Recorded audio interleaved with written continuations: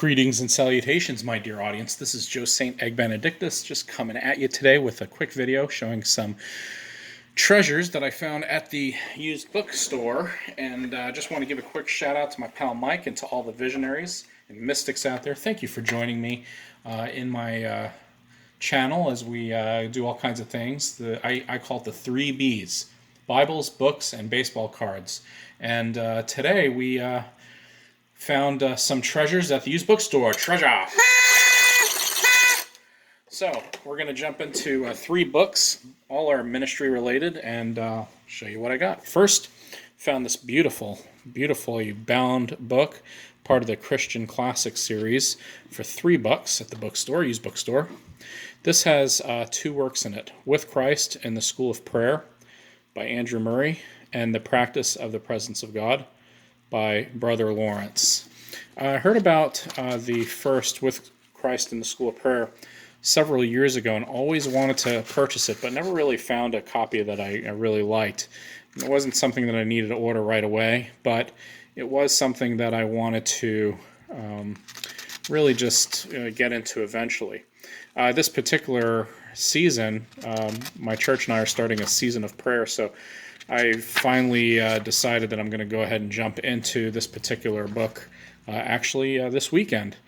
Of all the promises connected with the command, "Abide in me," there is none higher, and none that sooner brings the confession, not that I have already attained or am already made perfect, than this: if ye abide in me, ask whatsoever ye will, and it shall be done unto you. Power with God is the highest attainment of the life of full abiding. So you get the sense that it's really just one of those classics that people talk about, and just always wanted to read it. The Practice of the Presence of God is a book that every believer should read. This one is in the back. I think it's the last section here. Let's see here. And The Practice of the Presence of God, I believe, was written around the 16th or 17th century. Let's see. It's way in the back because it's not a very thick book. Anybody can read it.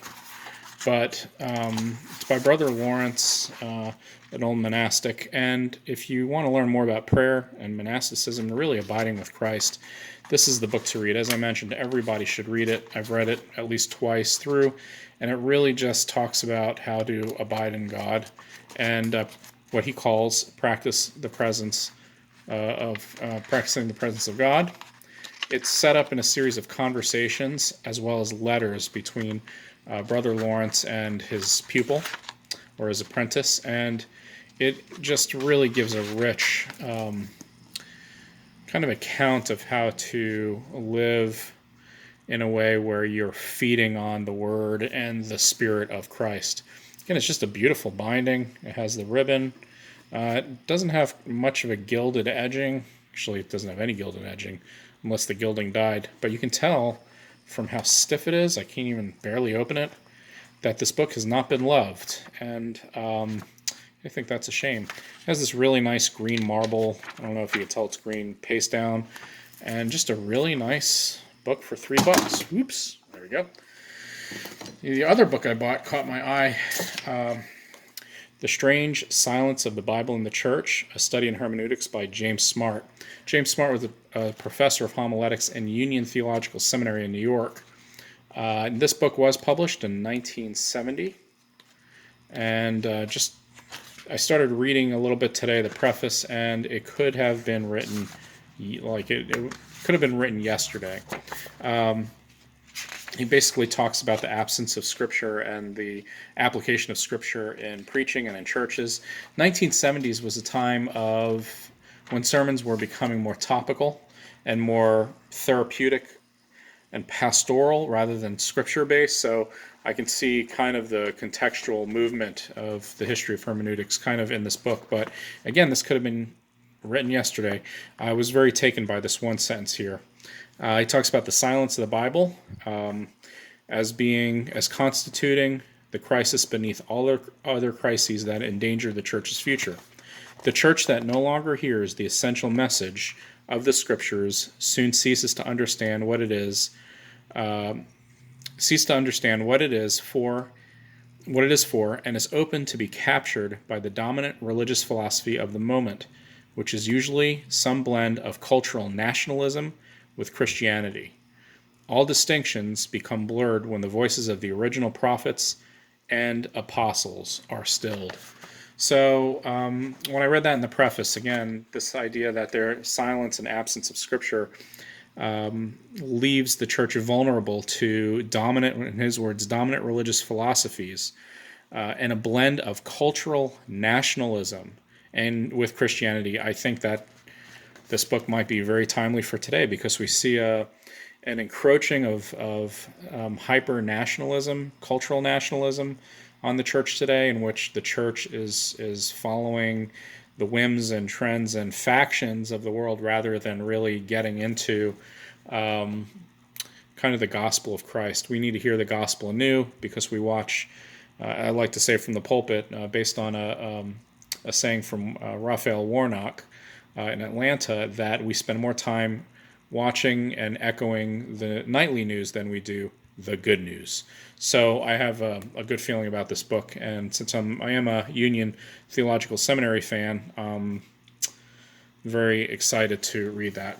The third book is a little bit more, I want to say, esoteric.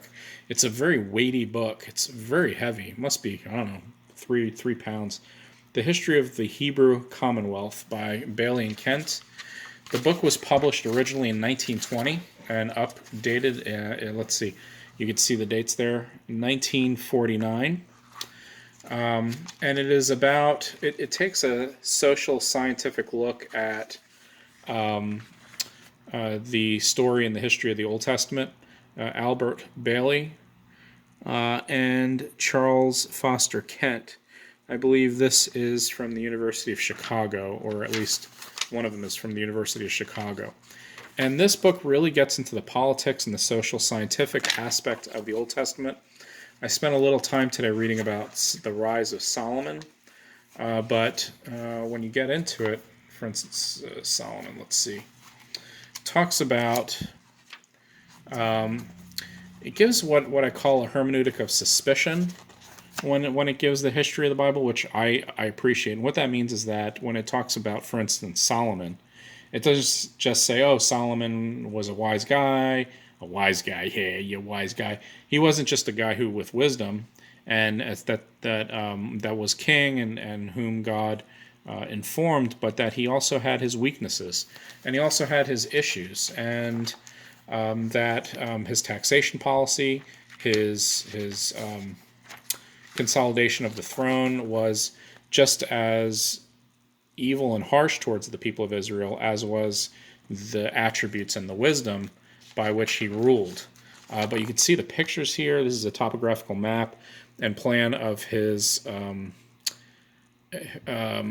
palace, which consisted of 5 buildings. There's a picture showing a grove of cedar trees in Lebanon. So the pictures and illustrations are really nice. Another picture of a cedar tree. There's a picture of the temple, Solomon's temple, and then one more showing, let me see here, where was it?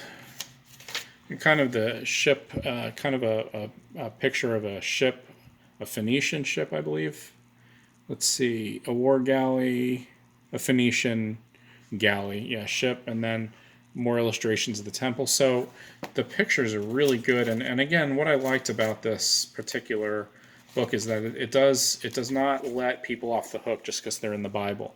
This is a inscription of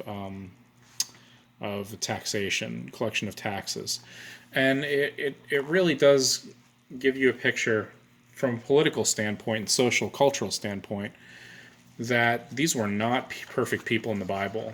It does use social scientific critique, and it's really rich. It's very good from what I read, and it's just between the illustrations and the good writing, it's just a really neat book. So, History of the Hebrew Commonwealth, just a great find. Both of these books were $1 each, and then the really nice double book, the Christian Classics collection, was $3 because it is a nicer hardback. So there you have it. There's some good quarantine reading, one on hermeneutics, one on prayer that I'm going to start reading probably in the next few minutes actually, and then a good social scientific political look at the history of the Old Testament. So thank you for joining me. Be sure to like and subscribe, and whenever you find a treasure, let us know. In the meantime, hang in there, stay safe, and peace out.